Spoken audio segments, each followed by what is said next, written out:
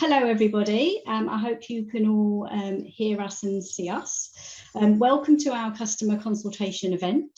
I'm Tracy Packer, I'm Peabody's Director of Customer Services and I'm going to be your host for the evening. And I'm also joined by my colleagues here who I'd ask to introduce themselves now. We go around please. Do you want to start, Susannah? Ash? Yes, hi everyone, I'm Ash Fox, I'm the Chief Operating Officer at Peabody. I'm a member of the executive team, so I'm representing the exec team today, and I'm responsible for operations and customer services within Peabody. Okay, and Lisa? Good evening everybody, I'm not actually employed by Peabody, I'm in fact the Chair of the Residents Policy and Strategy Group. Thank you. And John? Hi everyone, I'm John Spillett. I'm Peabody's Commercial and Asset Management Director. Thank you. Matthew?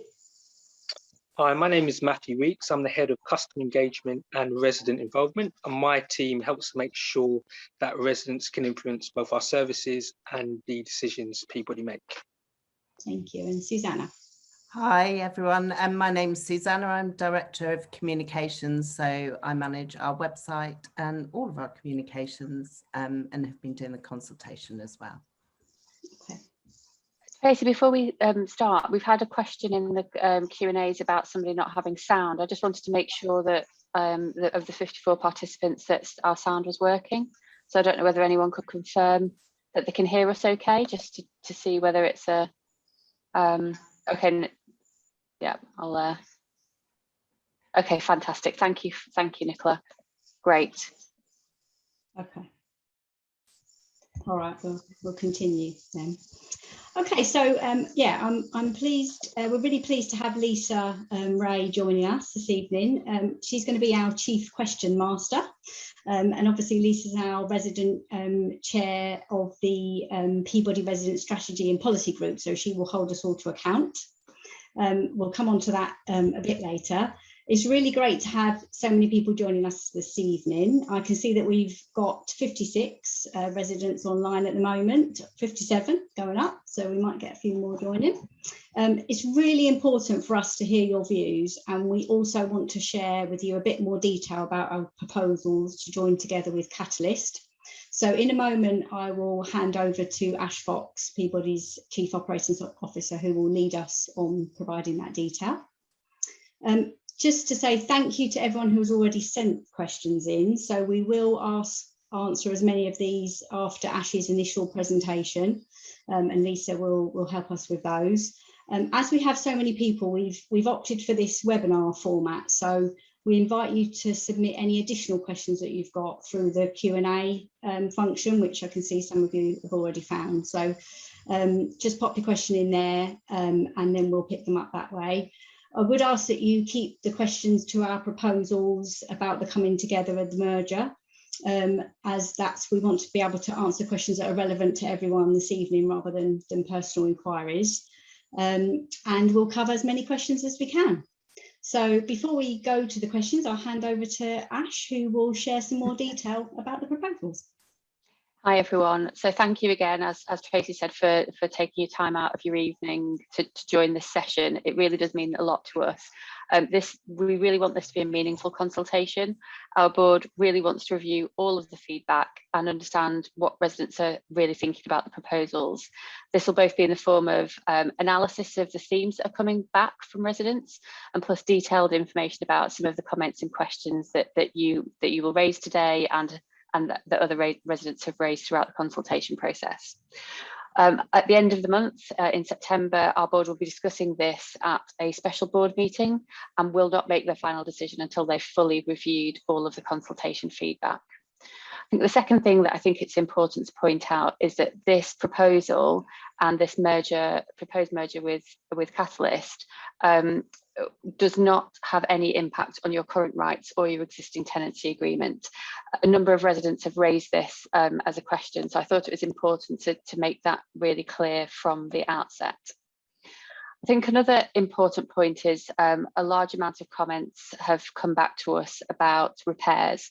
So I thought that it would be really important for us to talk, or for me to give you an update on our repair service now at the start, and then I'll go into more detail about where I see the benefits of merging with Catalyst. So first of all, I want you to assure you that repairs is my priority along with building safety. We carry out around 190,000 repairs a year, and we achieved a satisfaction score of 85% last year, and we're currently achieving a satisfaction score of 88%. However, that still means that somewhere between 12 and 15% of our customers are not satisfied with the repair service. So this is a really important focus area for us.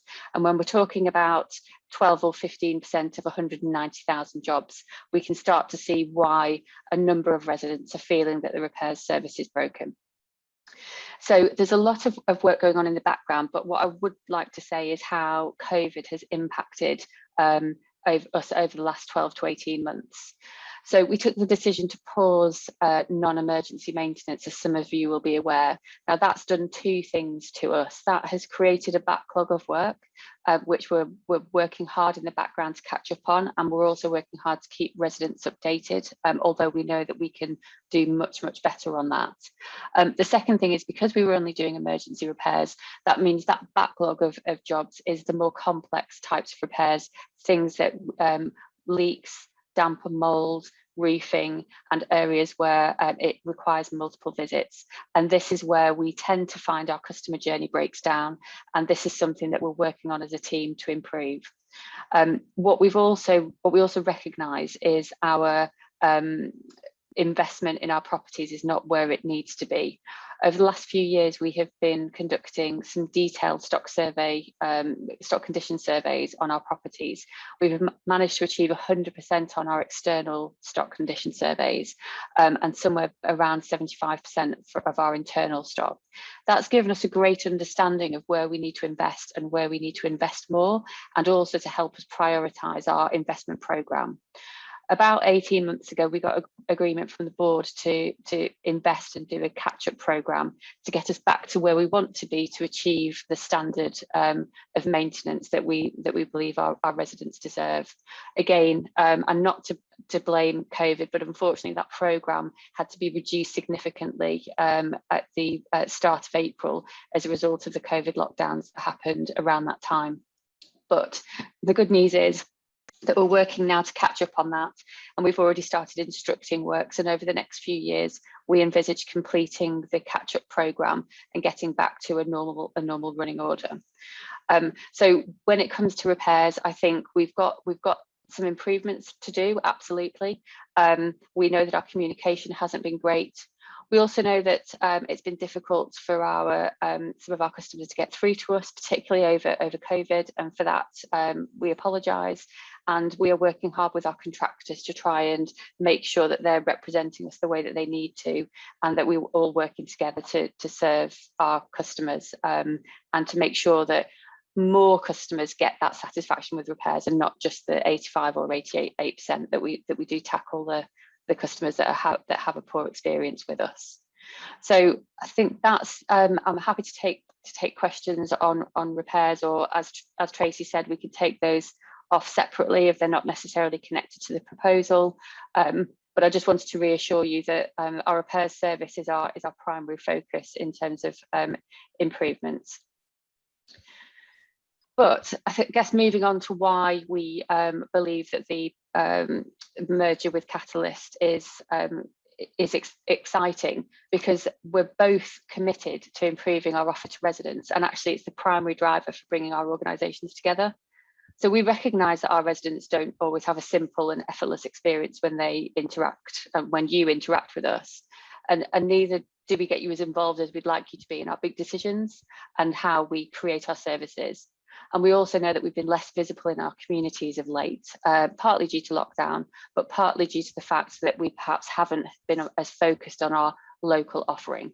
So it's not a surprise if some of you feel that we're not listening to you, or that we don't understand your needs in your communities.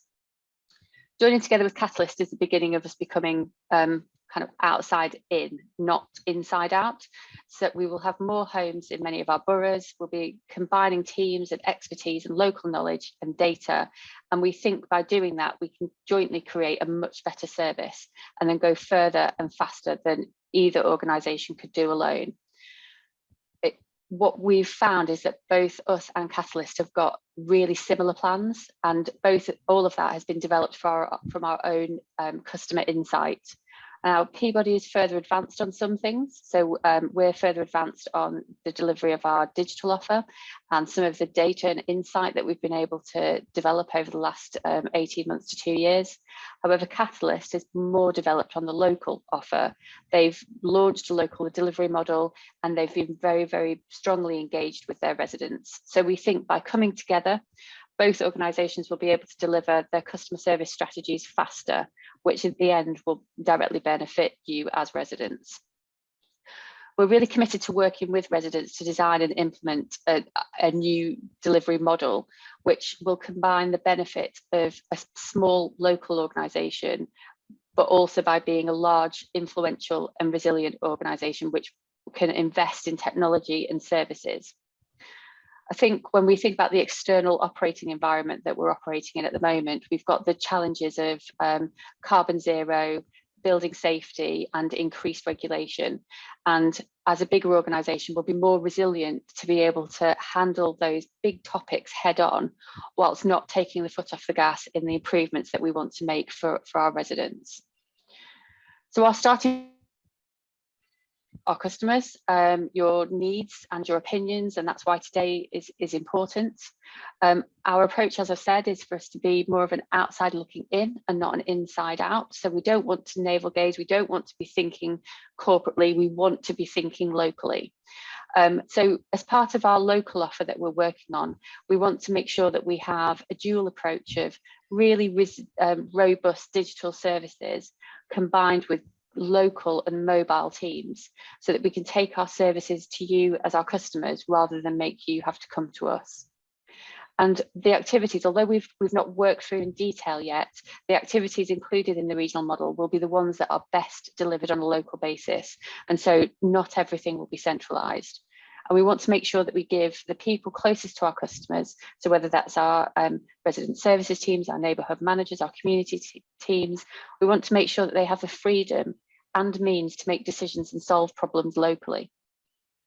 So we also want to transform the way we engage with residents, working together to create services, really listening to and acting on feedback, and continually trying to find different ways to shape our services, give feedback, or be part of the exciting evolution of our organisation. So I think in a nutshell, what we're saying is that joining Catalyst will help us speed up the plans that we had already, and will help us work more quickly towards creating a simple and effortless experience, and allowing our residents to access our services through a choice of ways, whether that be locally or digitally. And we'll want to make sure that we have more visible local teams, so that who will be going all out to keep our promises and work hard to get it right first time. And we want to put our customers at the heart of designing and influencing our housing and community services. And so we'll be actively engaging with our neighbourhoods in order to help shape those local services. And we'll continue to act on feedback and really be transparent throughout the process. And I think all I would say is we really want you as our customers to know that we do care. So we wouldn't be putting forward this proposal if we thought it would make us take a step back. So that's the background around the reasons why I think merging with Catalyst is a very exciting proposal. So just to give you a bit of a timeline of what's happened so far. So what's happened so far is we've done the first stage of due diligence. We've worked with Catalyst to understand how they operate as a business, what their culture, their values are, how they work with their customers, understanding how they could benefit Peabody and how Peabody would benefit Catalyst. So we're trying to understand how we would work together and whether it's the right decision to make. This consultation is a really important part of the process. So this consultation process, all of the feedback will be shared with the board, as I said earlier, and will form part of the end decision at the special board meeting at the end of September. And we've, as you may have already seen, the designate executive team has been selected, and that was announced about a month and a bit ago, I think. And now the work is underway to agree the designate board and committee structures and the individuals who will be part of those teams. So then what happens next is we have the special meeting at the end of September. We will finalise the designate board. And then if we proceed past that September point, we do have more approvals and permissions to get before we can move to a legal completion of the merger. Now, that would happen in April 22. And at that point, Catalyst would become a subsidiary of Peabody. So hopefully I've covered off all of the areas. So just to reiterate, this consultation is a really important part of our process, and your feedback is going to be really important, and the board are really keen to hear the views and the themes that are coming out from you as our customers. Secondly, this has no impact on your tenancy with us, so I just want to make that clear. And thirdly, we do believe that despite the challenges that we have with repairs, having growing together with Catalyst means that we can actually provide a more local delivery model, which means that we'll be more proactively and visible within the localities and within your neighbourhoods. So thank you. Thanks, Tracy. That's me. Thank you, Ash. So there was quite a bit of detail there, which I'm sure everyone found informative. And I'll now hand over to Lisa to take us through the questions that have been received prior and during the meeting in the Q&A chat. Thank you. Thank you, Ash. Thank you, Tracy. Just to make it clear, actually, I know I said I wasn't an employee of Peabody. I am a Peabody resident and have been for 20 years, just in case anybody was wondering. So, as Tracy said, quite a few questions were received in advance of the meeting, and some of which were duplicated, so they've been combined. So apologies if people recognise part of the question as theirs, but not the complete question. So I'd like to start with you, Ash. You mentioned already about the fact that there's a catch-up programme. One of the questions asked is, how will a new larger company cope with an already failing repair system as you become larger and more distant from your tenants? And how will this improve an already poor management and improve the wastage that goes on? I think this is a really good question, which is why in my introduction I tried to give some background around the repairs service. And yes, I think we certainly can see that there's some improvements, as I've said, to the repair service, particularly for complex repairs, and that's connected in some part to the investment that we've made in our properties. So being larger, I think the benefit of being larger, whilst offering a local visible delivery model, means that we'll have more feet on the ground. We'll have more visibility of the issues. We will have representatives from the organisation who will be able to not only firsthand see the challenges and the outputs from our service delivery programmes, but to be able to feed that back into the group and work with residents locally to understand key issues. I think that's really important.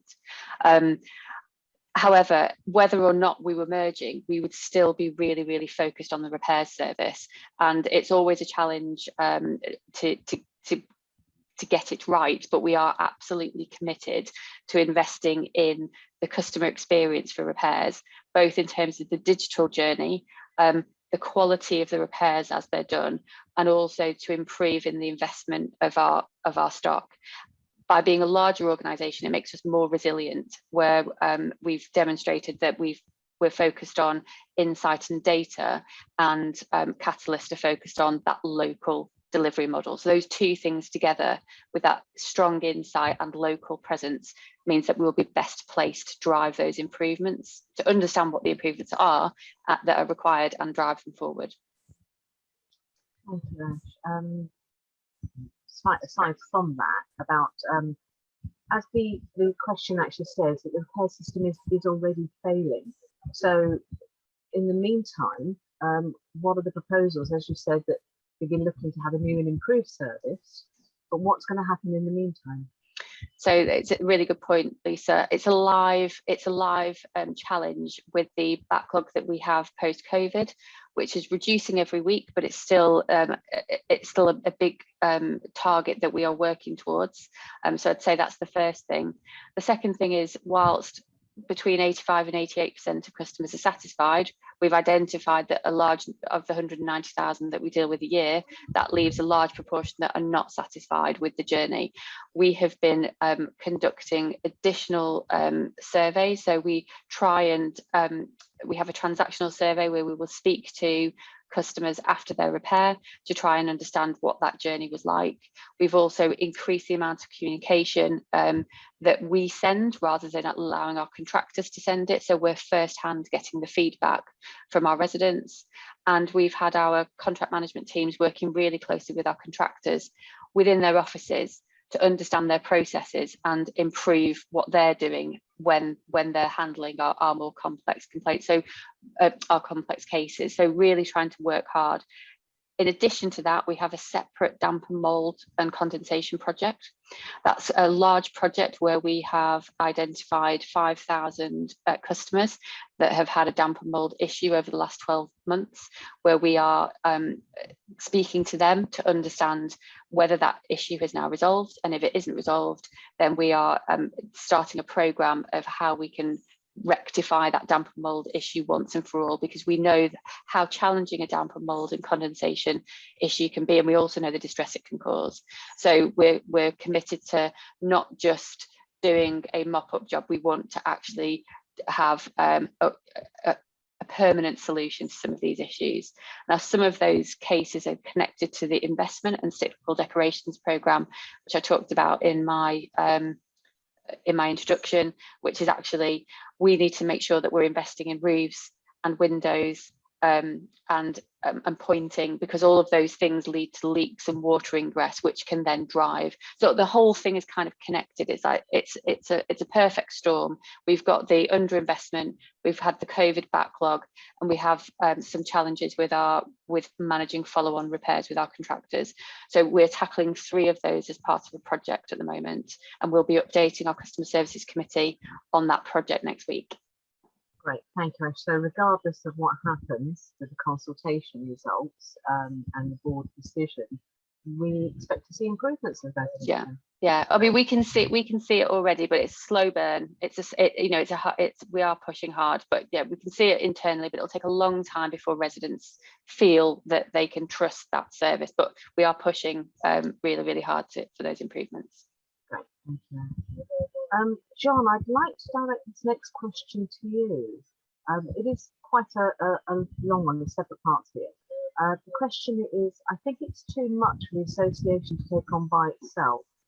We need to negotiate with MPs to give up some land space. And the questioner refers to their own experience. At the moment, we're limited on new home, 3 children and parents in 1 bedroom. So it's very unhealthy living and enlarging our horizons. Is the government giving more space for building to accommodate not only in London, but out of London as well? So can you provide any feedback on that? Basically, it's about over-occupancy issues. Sure, I think development of new homes has been an important priority for both Peabody and Catalyst, regardless of whether or not we're merging. Both organisations are developing housing associations, so we do go out, acquire land and build new homes. So I think an important sort of place to start from is, even on day one of the merged organisation with its existing development pipeline, we'll have 19,000 new homes in the pipeline that we'll be developing in London and the South East. So the new combined organisation will be one of the biggest house builders and property developers in the southeast of England. In terms of how the merger can benefit this, I think it isn't always the case that with any type of organisation that bigger is better. But in terms of development and gaining access to land to develop on, I think bigger certainly is better, more having more, the bigger you are within a certain borough, the more influence you can exert within that borough, and that can then lead to development opportunities. The main, as I'm sure many people will know, the main driver in the southeast of England for development, or what makes it difficult, is access to land. As the question rightly points out, it's finding the land available to purchase at a price that makes it feasible to develop on. I think we can see that certainly on the Peabody side of the merger, and this will carry through into the new enlarged organisation, we've already got good relationships in a lot of the key boroughs that we operate in. That does give us access to development opportunities that perhaps other organisations wouldn't have. A few examples that we've seen in recent years: the signing of the Thamesmead waterfront deal down in Thamesmead to develop, I think, 11,000 new homes down there and redevelop essentially a new small town within the outskirts of London. It's a huge opportunity that only a big organisation like Peabody, with a very long-term view to how they spend their capital, could take on. Also, we've seen more centrally the Holloway prison redevelopment in Islington has also led to us, I think, 980 new homes planned down there. Again, it's the fact that Peabody and the new enlarged Peabody will continue to be a kind of an influential landlord within those central London boroughs does give us, I think, access to those kind of opportunities to develop the social homes and socially rented homes that we want to build. Thank you, John. So then does that mean that Peabody, when they're actually doing the new developments, they're actually planning to build homes for families as opposed to blocks of flats, for example, with maybe 1 or 2 bedrooms? Because that was the issue raised by this resident here about the fact that they seem to have a too small a home for the size of their family. Yes, absolutely. We obviously, when we develop, and it will vary from scheme to scheme, but yes, we certainly don't just focus on 1 or 2 bedroom flats. We are also developing family homes, apartments, small houses, masonettes. There's a variety, but of course it will vary from scheme to scheme as to what can be delivered. But no, certainly we're aware of the requirement for family housing, and we're building as much of that as we can into the pipeline. Great, thank you. Following on from that, Ash, one of the residents has asked, who has the right to buy the property you currently live in, or maybe another one? So I think, first of all, if it's a right to buy question, the rights don't change because of this proposal. So if the right to buy was available on that property, it would still be available on that property. I'm not sure on reflection whether this is a disposals question. So we wouldn't dispose of a property while somebody's living in it. So we're not going to be selling any properties that are inhabited. We only dispose of properties when they're void. So when nobody's living in them. That's lovely, thank you. So John, back to you. This is obviously quite a topical one in light of Grenfell. How will the leaseholders be affected by the merger of these 2 housing associations in respect to the cladding issue? Would it not be better to use the respective financial resources to resolve this issue rather than commit huge sums to the merger? Yes, we would absolutely agree. And the simple answer there is that no funding is being diverted away from the cladding remediation programme as a result of this merger. As you can imagine, you're right, it's one of the key topics that all landlords of tall buildings are dealing with at the moment is the investigation into cladding systems and the replacement of them where necessary.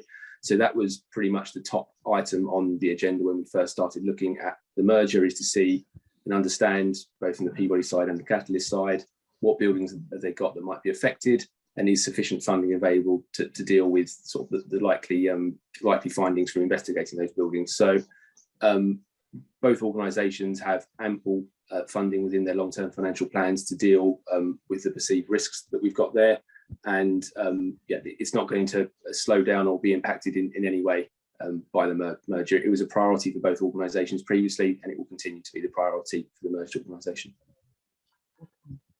Thank you for that, John. Now, obviously, as a subsidiary, in theory, the funding for Catalyst will be ring-fenced, will be their own budgeting. So does that mean then that, I know you said that no funds are being diverted, will there be cost savings, or are you looking to do shared services, or is it too early to answer that question? It's a good question, actually. Sometimes with deals of this type and mergers of this type, people can look at the amount of money that's required to maintain two individual portfolios, and assume that if you put them together, that you'll achieve a saving just by the fact that you get economies of scale. We've been quite careful in this instance because both certainly on the cladding projects, but investment into our stock in general, all the money that we say we need to invest into our properties over a 30-year period, which is how we plan these things, is now driven for both organisations by stock condition data. So someone's been out to look at the properties and ascertain what needs to be done. So we're quite clear that regardless of the merger or not, what we said previously, that each organisation needs to invest into its properties, that remains the requirement. Just because there's a combination of the organisation and a new name above the door, so to speak, doesn't remove any requirement for investment. So we've been quite clear that whatever we committed to investing in our properties previously will be the minimum that we seek to invest in future. There'll be no reduction in what we're spending on our homes as a result of the merger, because that isn't a saving. That would just be not investing what you need to invest. I think, Sarah John, what I would say is that where we might see, where we've got teams that overlap, so centralised teams that overlap, where it would make sense because there's obvious efficiencies there. What the board have committed to is actually reinvesting that in the development and delivery of the local offer. So that will then go back into the local communities to enable the effective those people or that headcount to be able to support the increased visibility locally.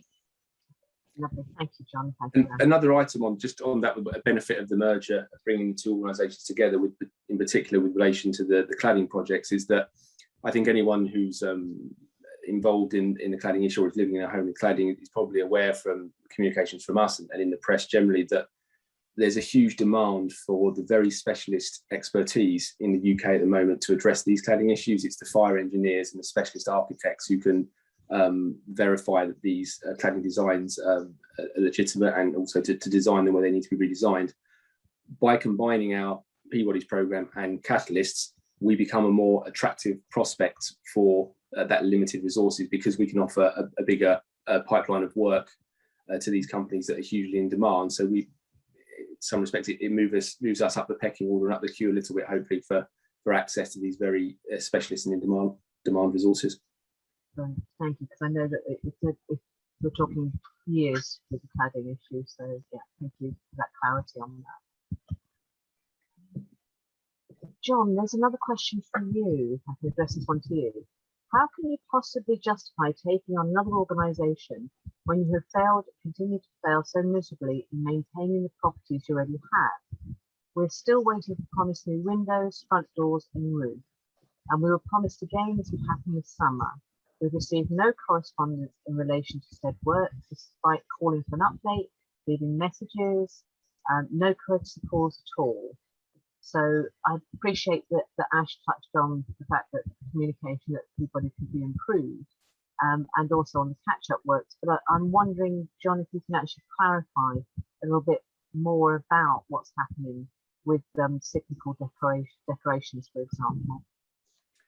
So yes, and as I said at the start, we are aware that we've not been able to invest as much as we would have liked to in our properties over the last few years. Certainly from the Peabody side of the merger, after the previous merger with Family Mosaic Peabody, I think both organisations and then the combined organisation afterwards realised that we needed better information as to where we should be investing our money. And then, as I mentioned earlier, we needed to form plans whereby essentially they're driven by data that people, especially trained stock condition surveyors, have been out round to our properties, found out the exact condition that they're in, and built up an investment program based on that. That took time. It does take a couple of years, you might imagine, to get round to the sort of 65,000 properties that are in Peabody's portfolio currently. But we gathered the data, we realised what needs to be done. We've then built into our long-term financial planning sufficient funding to deliver that programme. Right at the inception of that programme, if we're honest, is when COVID hit, and there's no getting away from it, I'm afraid. It has significantly delayed our programme through the various government directives and initiatives in place. We had to pause a lot of the works while there were lockdowns and restrictions on working within people's homes.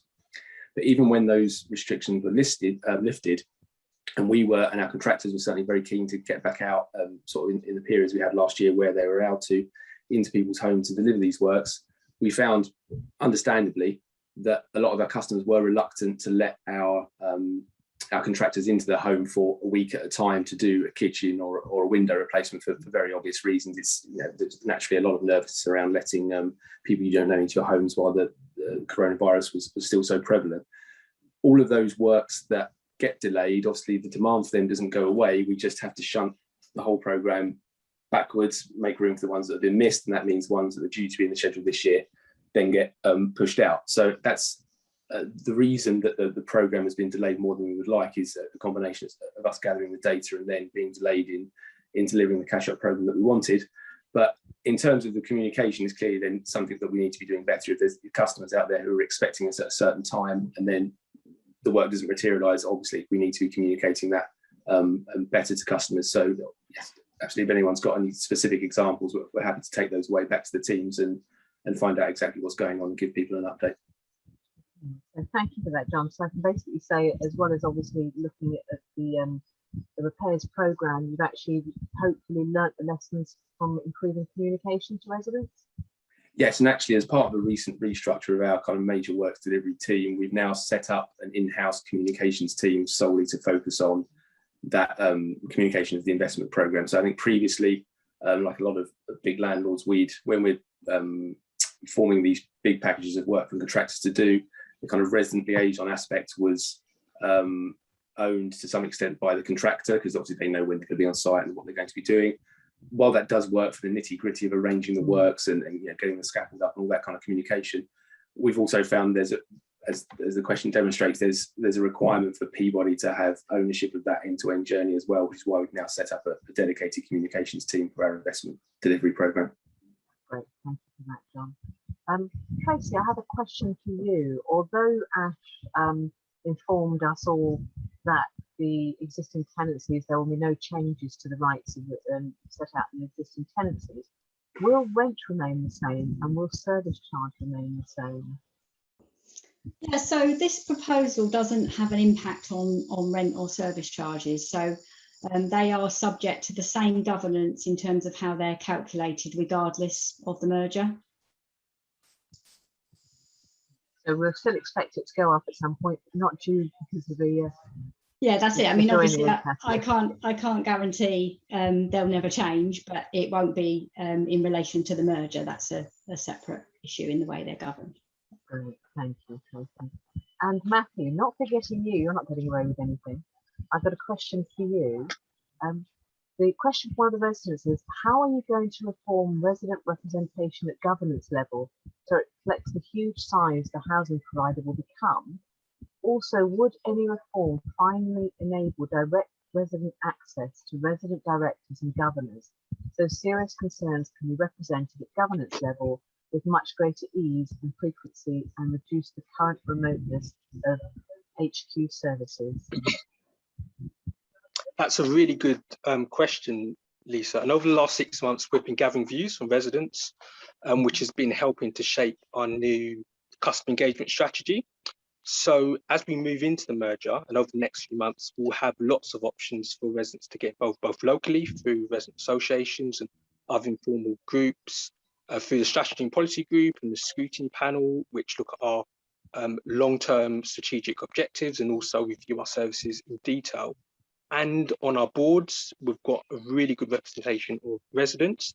And going into the merger, that will continue. So we haven't set out all of our plans yet for our governance structures, but there will be good opportunities for residents to be represented.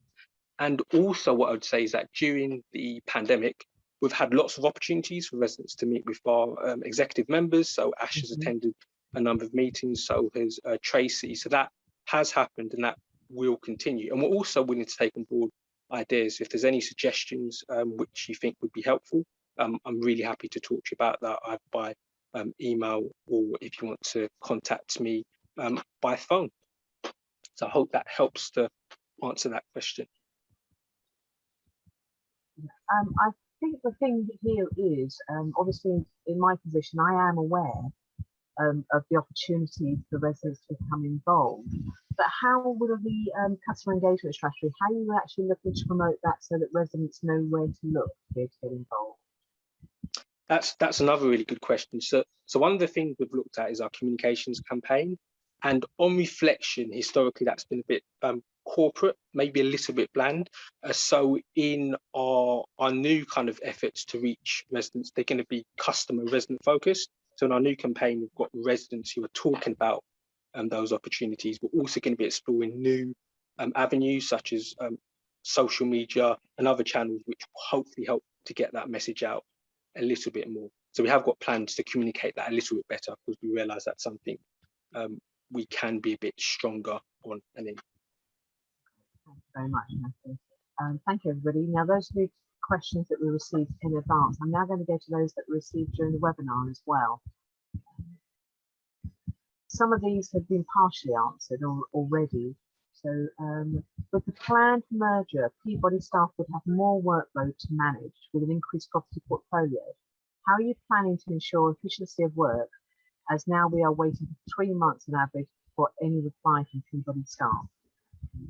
Ash, would you like to take that? Yeah, and first of all, it's very disappointing to hear that somebody's waiting 3 months for a response. So I'd be happy for that particular resident to maybe send a message in, and so that we can look into that. I know that Tracy will be quite keen to look into any kind of failure in resident contact.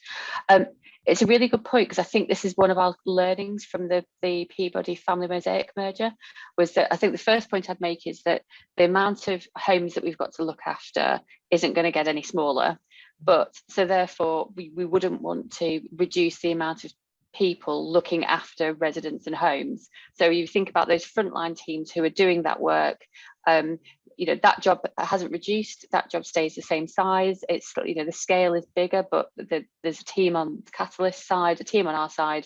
There's no reason why we would want to reduce that. So it won't be Peabody teams have more, it will be the combined new organisation dealing with the combined volume of properties and workload.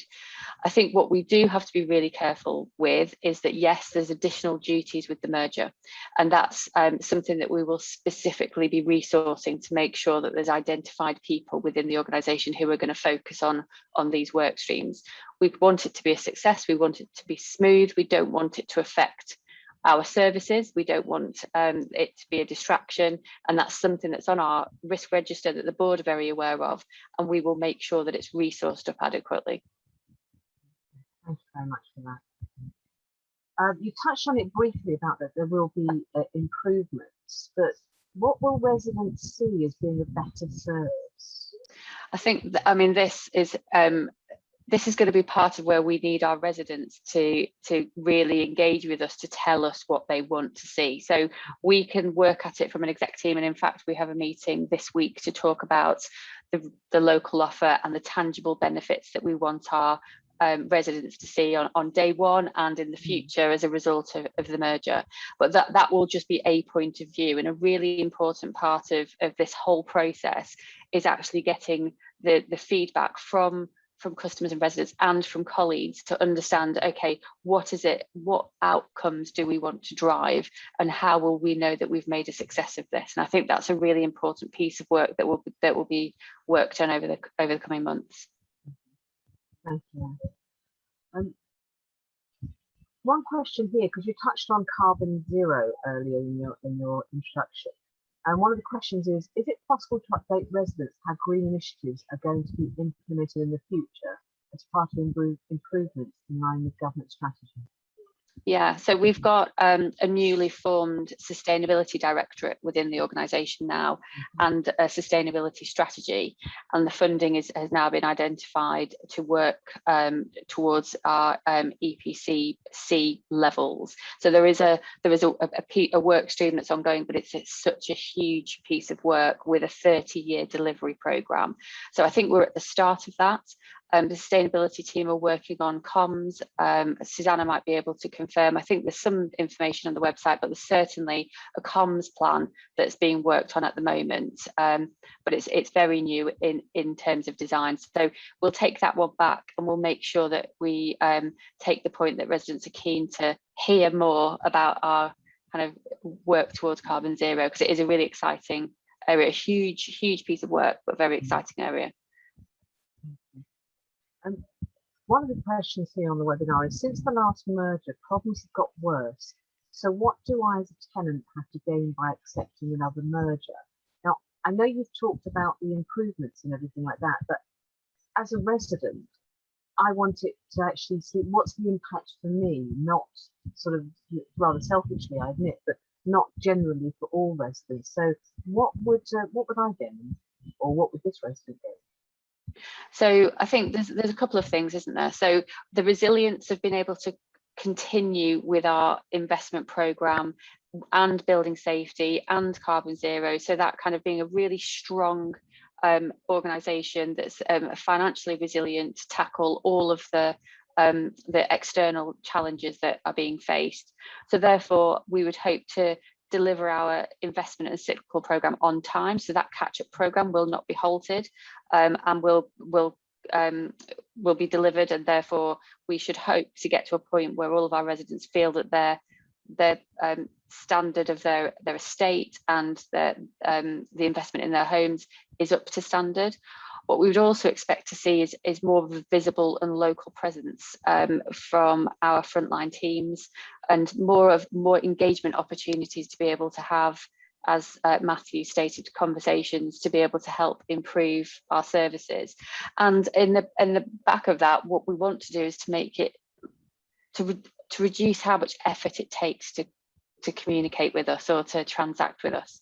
So the digital investment that we're talking about is about how can we make it just easier and less painful to get your request through our sausage machine without it being painful and without it causing distress. And I think for me that is really, really important, which is why we're looking at the combination of the digital piece, which is important because it's about getting those transactional things that should be really easy. Let's get them slick, let's get it sorted, so that we have the capacity and people power to be frontline, supporting residents locally, being able to deal with those more complex issues that need face-to-face. So it's been able to get a really great balance and giving customers choice of how they access services as well. So, I mean, based on what you've already said, some of those things are actually what Peabody's looking to do anyway. That's right. So, so regardless of what happens in the future, those are sort of the more tangible things that you feel as individual residents will be able to see the impact. I believe so.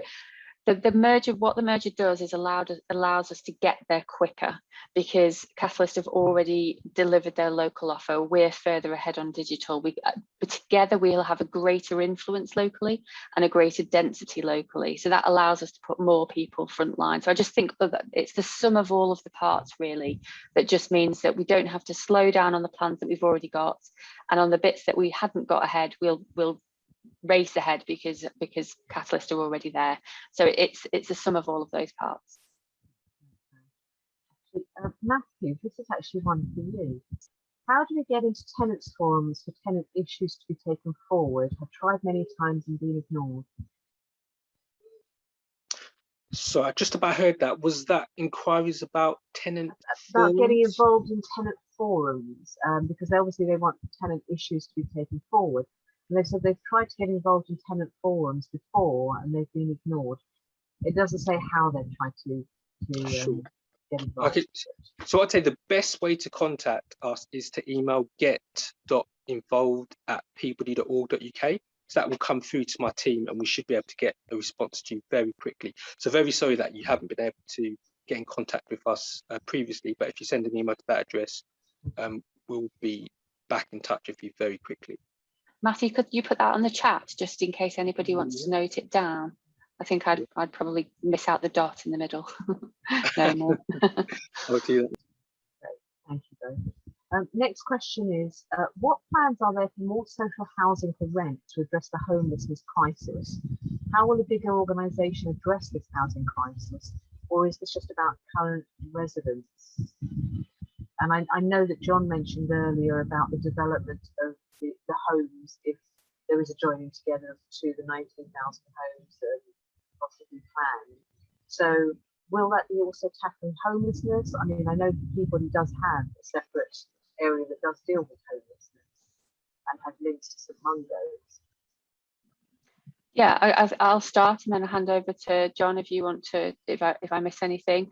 I think it's not just about our existing properties. We have a huge desire to continue developing socially rented homes, and we're often at the top of the kind of benchmark across the sector for driving a larger proportion of socially rented homes. It's our reason for being, and what I think is important is that resilience that I talked about earlier, with all of the way that the sector and the way that the country is changing, the pressures around carbon zero, the pressures around building safety. It'd be very, very easy for smaller organisations to have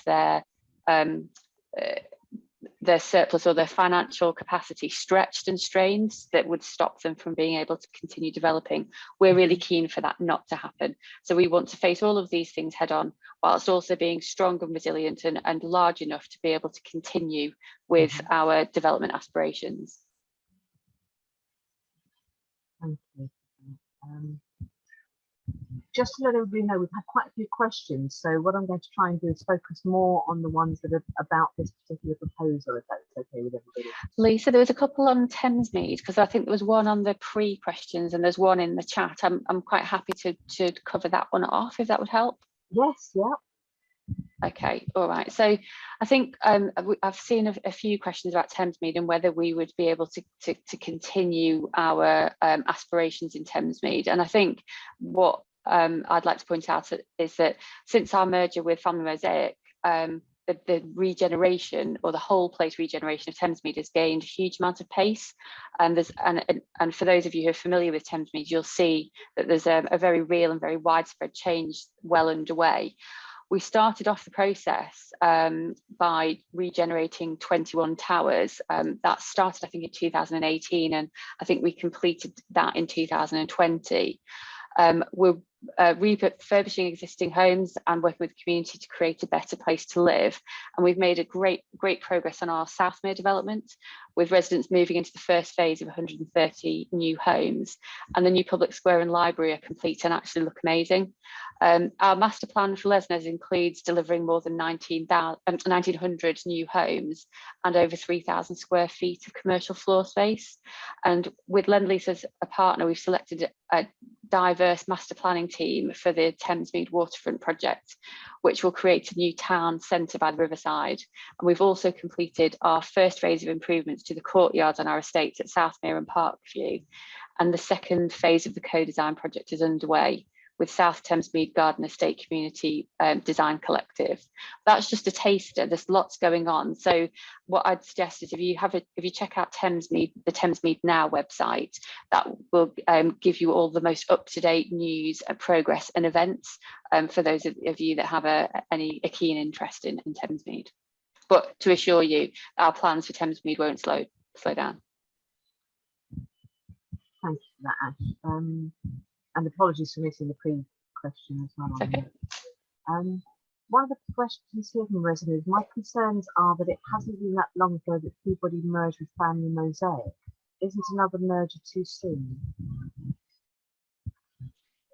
So it's a good challenge. I think being fresh out of it means that we are the Peabody and Family Mosaic merger went from an inside perspective went relatively smoothly, and we have the learnings of what we could do better. So that's very fresh in our minds. I think that's the first thing. And therefore we have all of the knowledge in place to be able to smoothly incorporate Catalyst into the Peabody group family. It's interesting that you said from the inside perspective it went well.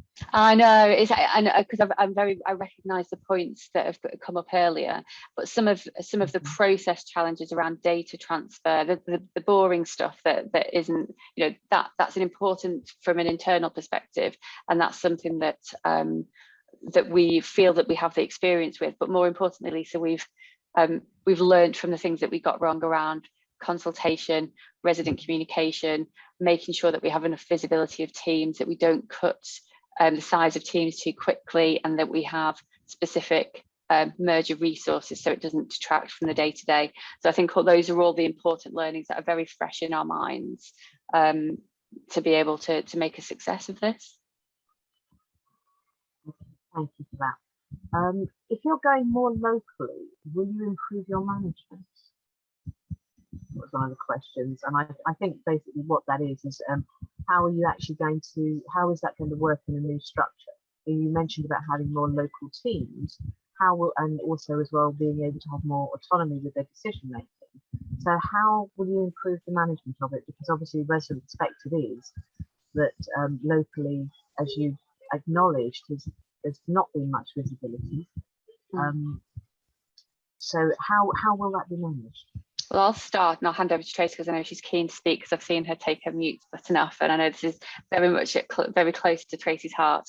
So first, from an exec perspective, we're not going to race into new structures. We have a view of what will be important for the regional offer, but the structures will look very different to how they do now, because we completely understand that running a local and regional model is very, very different to the more centralised model that we have now.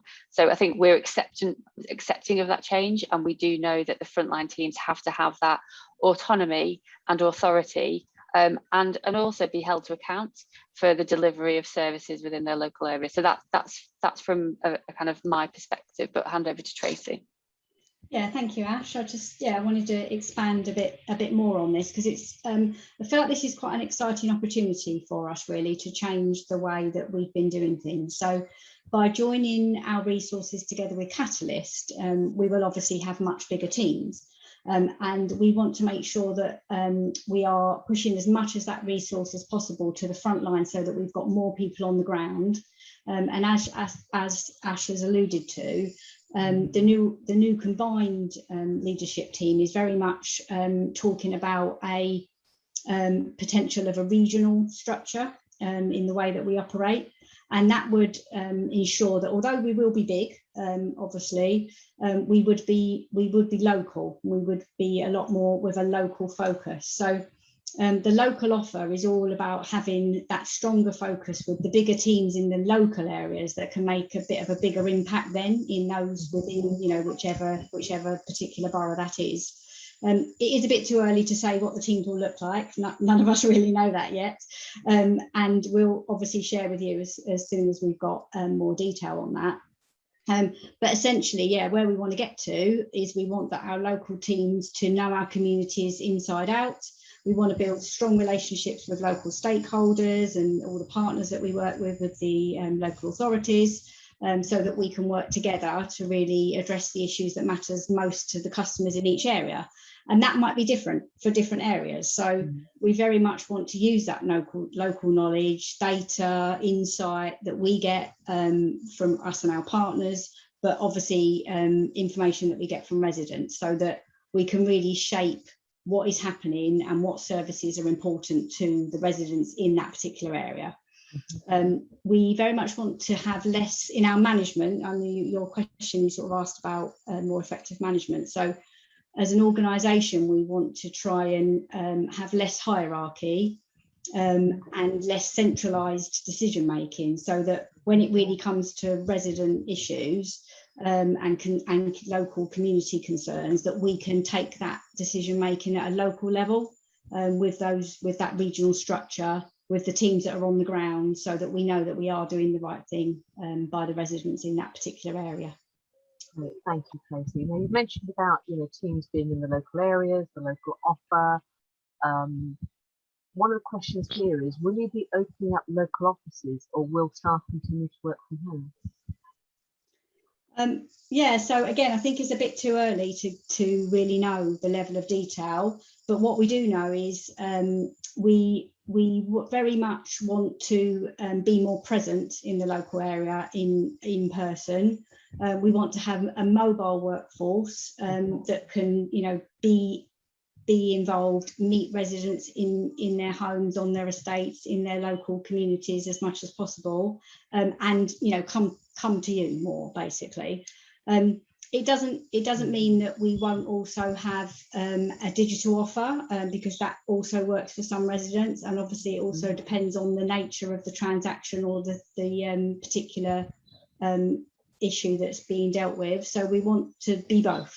We want to increase our digital offer to make it easier for residents to contact us, and we also want to try and be as present and local as we can. It doesn't have to be through offices always, I mean, now with the mobile tools and things that we've got, you don't necessarily have to do that through an office, and that we obviously don't want to build in cost where we don't need to. So there'll be consideration of that. So I think it's not as easy to answer as that, but we definitely want to be more present in the local area. Okay, thank you, Tracy. I just think from a resident's perspective, being visible actually doesn't necessarily mean digital offer. It does actually mean residents seeing staff on the ground and perhaps actually having local offices. Apologies to residents, because there are quite a few other questions here, but then a little bit more about repairs or specific programs, for example, ceiling collapses and damp and mould. If we can answer those in an FAQ after the session, that would be really good, so we can concentrate on the other 35 questions that we've still got going. Also looks like the disposals question as well. I'm happy to answer that briefly. I've looked through the questions, Lisa, and I think there's a message from, I think, Diane, who is quite keen to have her message. So I think we're trying to get a copy of your question, Diane. So give us a few minutes, and because I know that was sent in advance. So Susannah's helping us locate that. And while Susannah, if you could send it to Tracy, I think that would be helpful, and then we can get Tracy working on. We'll answer that one in a moment. So I'll just talk through the disposals piece, because I think Tim's sent through a list of disposals, and this links very much to in some cases to sustainability, in some cases to property decency. So we have a disposals policy that the board are really, really engaged with. In fact, we've had a disposal subgroup over the last 6 to 9 months, I think it was, John, because you worked on it with me, where the board, we'd had a number of pushbacks around our disposals programme, and the board wanted to go through the policy in detail, challenge it, and understand how we might, if and how we might improve that policy. The policy itself looks at a number of factors. So it looks at whether the rent of the property covers the property, first of all, and when we look at that, that's how, because we have to invest and maintain that property over the long term, so we need to see whether the rental income looks after that property for the next 30 years. However, some properties are in a deteriorating or getting beyond their usable life for our residents, where we would want to rent to residents. So it could be a damp and mould issue, it could be a roofing issue, it might not be fit for purpose for the size, and it might have a building safety concern, or it might be that we can't get it up to the sustainability targets that we need to achieve over the coming years. So all of those properties that trigger a review are reviewed at various different levels throughout the organisation. It goes through John's team, signed off by me, and then it goes to what's known as our capital management group, which is a combination of exec directors and board members, I think committee members at least, who then decide whether those properties get disposed of. Those disposals, which are quite a small percentage, that surplus is then reinvested into developing new homes. So I think it's an important part of asset management. Again, we only dispose of properties when they are empty, and we don't move people out of properties to dispose of them. So I think hopefully, Tim, that answers your question, but there is quite a rigorous process that we go through. Thank you for that, Ash. Completely understand that. Excuse me, you do have the policy and the rigorous process. However, Tim does actually go on with other concerns as well with regard to that, saying that many housing associations and residents on social rents feel are increasingly being treated as second-class citizens by housing associations that are more interested in building upmarket properties for sale at market price. Amongst the problems experienced by housing association residents are poor quality repairs and management by contractors who are not properly managed by HAs, difficulty in getting their concerns heard, because through repeated mergers, HAs have become unaccountable and remote bureaucracies with no personal relationships with residents, shortage of new properties of social rent due to the HA's practice of building less than 10% of new properties with social rent, worry about security of tenancy due to the housing association's practice of giving residents fixed term tenancies. I mean, there's quite a lot involved in that. So it's more than just Peabody disposing of properties. Sure. It's how it makes residents feel as well. Yeah, so I think what's important, and John might want to step in on this, but what's important in the model for us to be able to afford to build more homes, in order to be able to subsidise our socially rented properties, we have to develop properties for sale.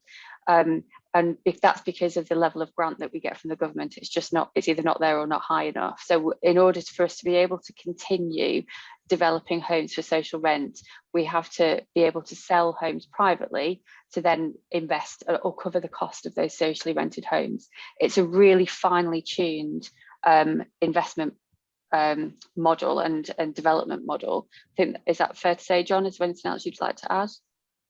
Yeah, that's right. I mean, if we consider the price of acquiring land in central London and then developing it, but then renting it out for 40% of the market rent, which is roughly what we aim to do with the Peabody rents that we charge, it simply isn't financially viable to do that without subsidising it somehow. And it used to be, to a greater extent, that subsidy would come in the form of government grants, but over the last decade or so, that has reduced very significantly. So in order to be able to afford to build any socially rented homes, we have to build market sale homes, sell them, and use that money to cross-subsidise the social rents that we offer.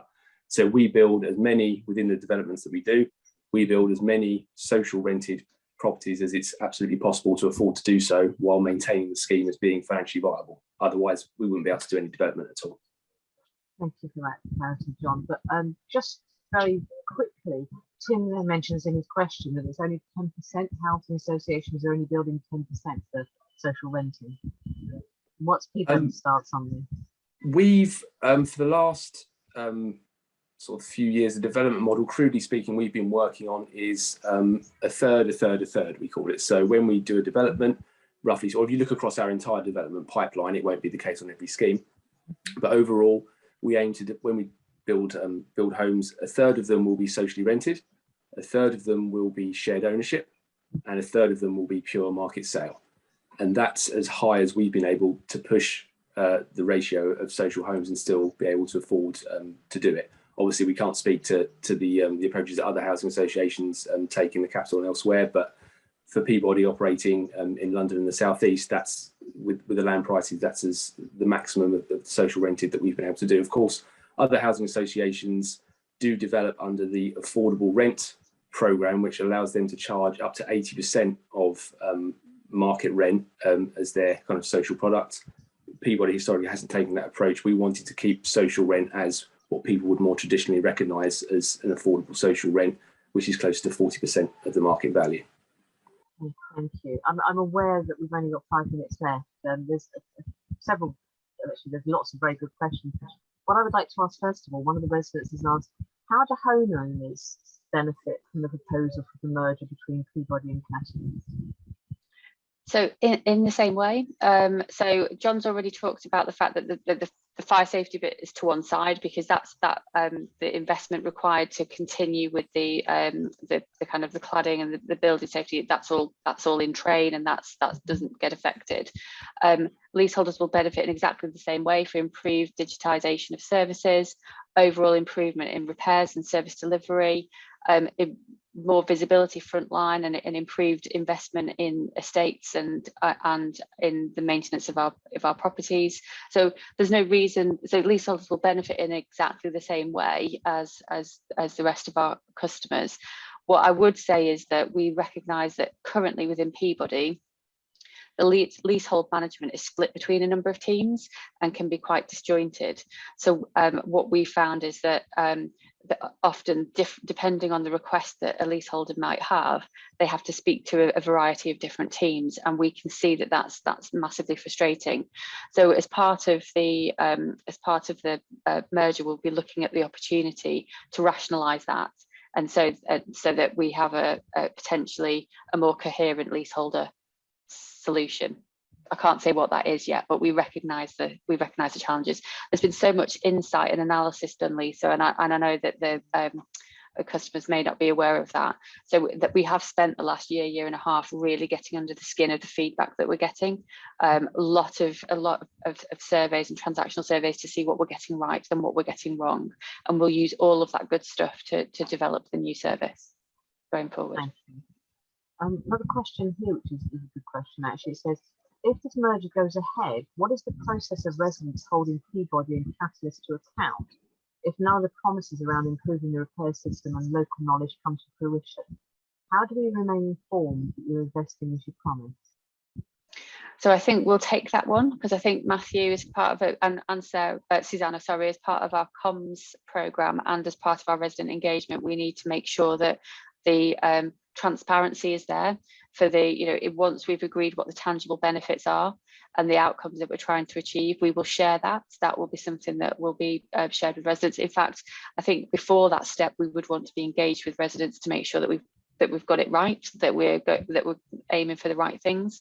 And then I think that the one caveat that I would say is that the change isn't going to happen overnight.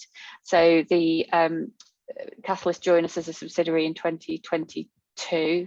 April 22, and then formally integrate with us in 2023. So over that process, there's going to be a huge amount of integration, restructuring teams, mobilising frontline. We want to do it quick, but it might take time for you to really feel that service. But I think what's important is that we share our timeline with you and really are transparent about this, when and how we're delivering these improvements, and sharing our performance information. We'll set a baseline. We know where we're performing now, so we'll be able to tell you whether we've driven any improvements or not. One of the questions is, another question here is, as a tenant, do I have any say in how the money is apportioned in the housing association? And I just wanted to, obviously, because we've all been talking about the finances and everything, and investment programs, I think this is quite key for tenants to understand. Yeah. So I think, I mean, Tracy, we've not detailed what the local and regional offer looks like. We know that we're going to give accountability locally across certain work streams, and we know that we want to improve the amount of resident engagement. So that's the opportunity really for our local teams and residents to kind of work together on what's required for that local area. I would say that we certainly want input into where money is needed. That's really, really important. And then the intention is that the regional structure will be fighting for recognition, and because they'll be accountable for that, for the delivery of satisfaction and effective services within those regions.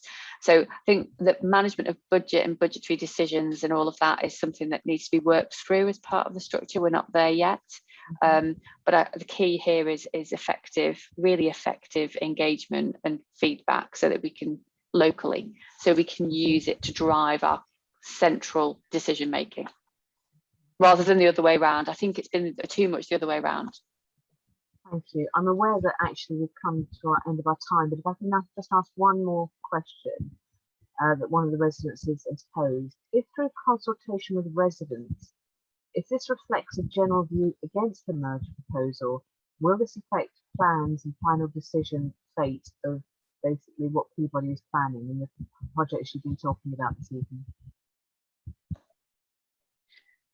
So I think the board will need to decide what the next step is at their special meeting on the 29th of September. So I think, going back to how we started this meeting, the board will take on all of the views. We've had a mixture of positive, negative and neutral views, and we have had some as I say, residents that feel that this is an opportunity as well, and not necessarily a negative. So we do have to take all of that in the round. And that's why we're doing these sessions, because we really, really want to understand, as we've seen today, a lot of the feedback is not necessarily connected to the proposal. It's the concerns around repairs and service delivery and investment in property. We're cracking on with that now. So we're not going to wait for the decision or the decision in September or what may or may not happen in April. So we have got a huge project team working on that right now. So I think that would be my feedback to customers is we need to focus on the things that you've highlighted that are not working now. That feels like a priority because those problems are there regardless of the proposal. All right, thank you for that. And we've come to the end of the session. So Tracy, I don't know if you want to, sorry, Susannah, you don't know that. I think Tracy and I were both standing in for Diane and her question here. If we've just got a chance for one more really quick one. I've looked back at the questions that Diane sent in, and the one that we haven't answered is, will properties be available for the over 75-year-old residents who require independent living alongside appropriate accommodation? Yeah, and I think the answer to that is we do already have some properties as part of our housing for older people schemes, and so yes, we will continue to have some of that.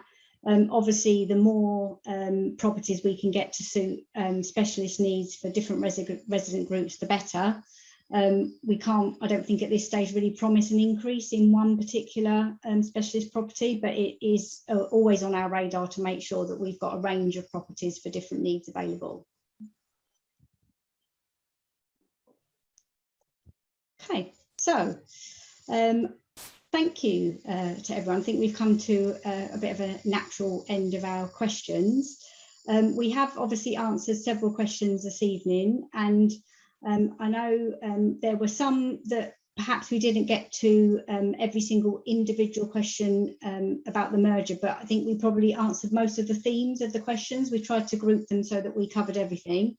Regardless, please be assured that we're taking all of your questions and noting everything that you raise with us, so that when we're just having any consultations and discussion about future planning, everything is noted. And we will be taking everything into consideration. I did also notice that there were one or two questions about more sort of personal resident concerns and issues coming up. So obviously it wasn't really appropriate for this forum for us to talk about those individual points, but we will capture all of those and go through them and review them in the next few days. And then I'll just get a member of our customer service team to come back to individuals about those concerns, and we'll try and get those things resolved for you so that we don't leave anyone wanting. Okay, so thank you very much. We had at the peak this evening, we had, I think I noticed 63 people who were able to join us. So that's really great that we got that many, especially on a lovely summer evening, a late summer evening. We hope you found it helpful, and we hope you found it informative. We certainly did, and we really appreciate your input. So thank you all for taking the time to attend, and we wish you a pleasant evening. I think Lisa wants to say something. Yeah, sorry, Tracy, thank you. I mean, I know you said that you were going to, customer services would get back to people individually, but is there going to be a section somewhere, perhaps on the website, where people who've attended will be able to actually see FAQs or anything like that on these sessions? Susannah? Yeah, I can take that one. Yes, we'll write up all the frequently asked questions from tonight, and also those that we've had in from the consultation. So I'll put those up on the website in the section and the story about the merger, and I can also email those out to everyone as well. So I'll make sure that we do update there. Thank you. Okay, all right. Thank you, everyone. Thank you, everyone. Thanks. Yeah, thank you. Have a good evening, everyone. Bye. Thank you.